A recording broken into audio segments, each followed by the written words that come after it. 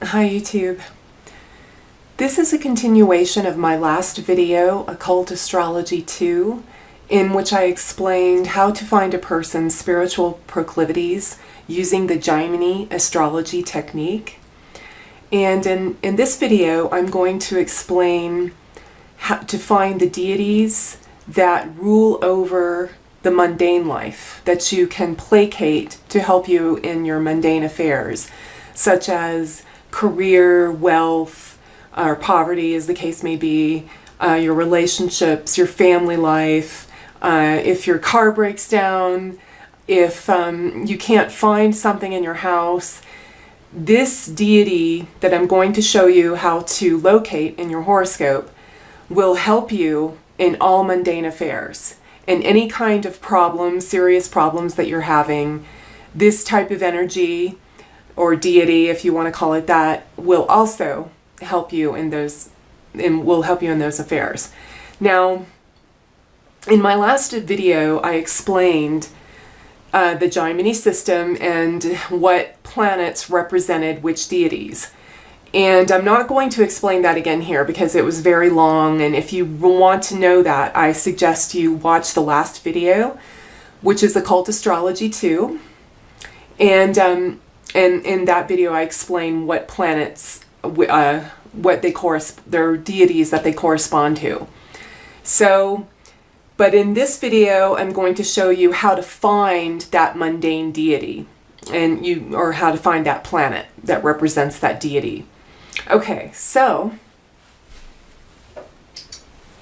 now last time I mentioned the karaka, which is the most important planet in the horoscope according to Jaimini, and that's the planet that represents you or the person. Then there's a whole list of other type of karakas, and karakas mean producers. They just produce something. Like you have a planet that produces you. You have a planet that produces your wife or your husband. You have a planet that produces your siblings. You have a planet that produces your mother and your children and your father and your relatives and your career. So this I'm going to talk about, since we're talking about mundane affairs, I'm going to show you how to find the amatya karaka, which is the planet that, it's actually called the minister. That's what it translates as. A lot of people translate it as career or use it as the career. I don't really do that. I'm going to talk about how to find careers in a later series of videos. But in this instance, the amatya karaka, the second planet, means your mundane life or your mundane everyday affairs. Okay? Life on planet Earth here. So to find that planet, you look at which planet has the second highest degrees in a sign. In my last video, I told you how to find the Atmakaraka, which is the planet with the highest degrees in the sign. But the Amatya Karaka is the planet with the second highest degree, so it's right beneath the Atmakaraka. Once you do that, you find that planet, whatever it is. This is in the birth chart, not any other divisional charts, but in the birth chart, or the Rashi chart if you're Indian. And you find that second highest planet. Then you go to what's called the trimshamsha, and I have explained in the description how to calculate the trimshamsha. This is the 30th divisional chart. Now this chart is extremely important. It's one of the more important charts among the divisional charts. This is the chart of health and maladies or things that happen to you that are fated, that can be extremely negative. And it's also like it will show if you become a victim of an attack or something like that. It shows you when you become a victim of an attack by viruses or bacteria, because it shows your health. Or if your health deteriorates, it shows those kinds of things. And it's said to be the chart, of your lifespan and that kind of thing. So it's extremely important. and it's a 30th divisional chart, meaning it changes with every degree. Anyway, it's down in the description how to calculate this chart. And what you do is you find the position of the planets or the signs of the planets in this chart when you calculate it. And what you do is, for this particular technique, you find the amatya karaka, the second highest planet in degrees, which you found that in the birth chart. And then you calculate the 30th divisional chart, and wherever that planet lands, then there you go. Now, to find the deity that's going to help you in mundane affairs, you will count 6 signs away from that deity. 6 is the number in astrology, the 6th house, the 6th sign of Virgo. This is the sign in the house of health and of work and hard work and effort to overcome obstacles in your life. And also it's the sign of competitors. So you find the 6th sign. So let's say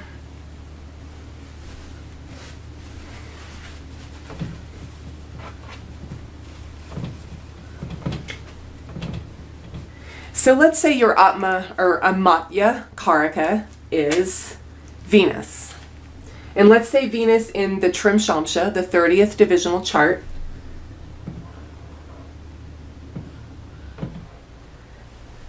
Let's say your amatya karaka lands in Aquarius. Here it's in Aquarius. This is the South Indian chart, which I've explained in all previous videos. So you're going to find the 6th from Venus. So you got to count 6 houses, and you always start with where Venus is. So 1, 2, 3, 4, 5, 6. So here is Cancer. It's in Cancer, okay? That's the 6th from Aquarius. So let's say you have Jupiter there. Okay, before I get into that, let's just do another hypothetical.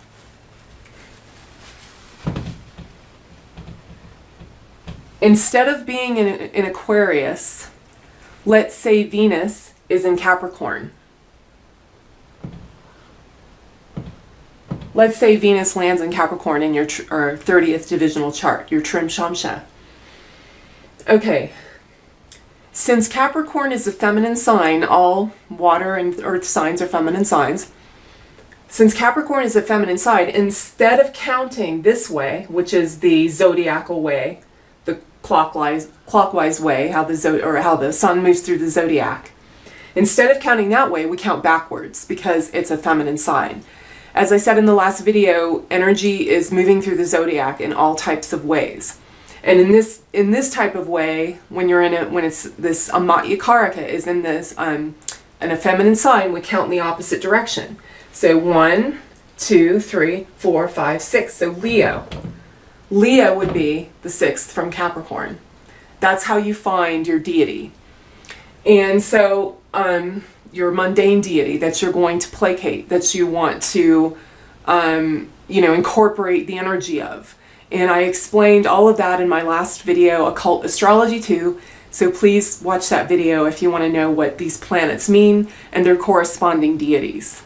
Okay? But that's how you find it. Now, if you do not have any planet in the 6th from your amatya karaka, from the minister, okay? If there's no planet there, then you will see the strongest planet.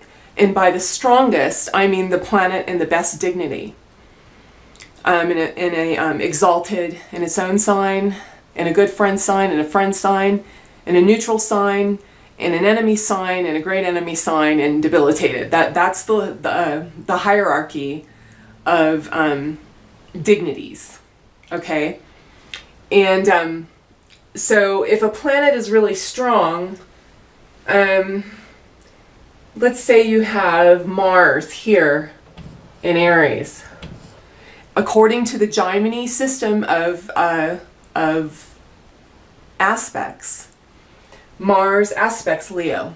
Okay, I explained that in the last 2 videos. All the Jaimini aspects, they're sign-based aspects. They're not based on degrees. So the whole sign looks at other signs. That's how it works.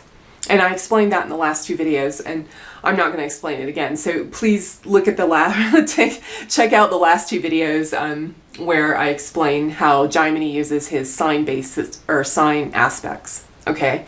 So let's say you have nothing in Leo from the 6th from your amatya karaka, but you have Mars in Aries and it's aspecting Leo. So Mars would be the strongest planet, given everything else. And Mars would be the type of energy or the deity, which I explained in the last video for each planet, that you would placate, okay? That you would worship, quote unquote, or the type of yoga or spirituality you were going to do. And in the Hindu system, it's very concise, and there's sometimes there's 2 deities, but usually there's one, and there's very specific things you can do for this deity. In the West, we don't really have that as much, because we have monotheism, or we used to have monotheism. Now there's pagan deities, and there are quite a few correspondences between pagan deities across the cultures and ethnicities of the world. So you can easily find a corresponding deity, like, you have Divine Mother or Parvati, Gauri in the Hindu system, and that's more like Freya in the Scandinavian system, or Brigid in the Irish system, or what have you. There's probably something in the Slavic system as well. So you have all of this across the board. I've done research on that about the corresponding deities. It's pretty easy to find. It's just Google it. But so yeah, that's how you find that for help in your mundane affairs. And I found it to work incredibly well. I have clients that have used it that have just had nothing but good things to say about it. And it works almost immediately. In my case, I go ahead and use the Hindu deities, even though I don't consider myself Hindu, and I'm not Hindu. But I use the mantras, the Sanskrit mantras, and some bija mantras, or seed mantras for these deities.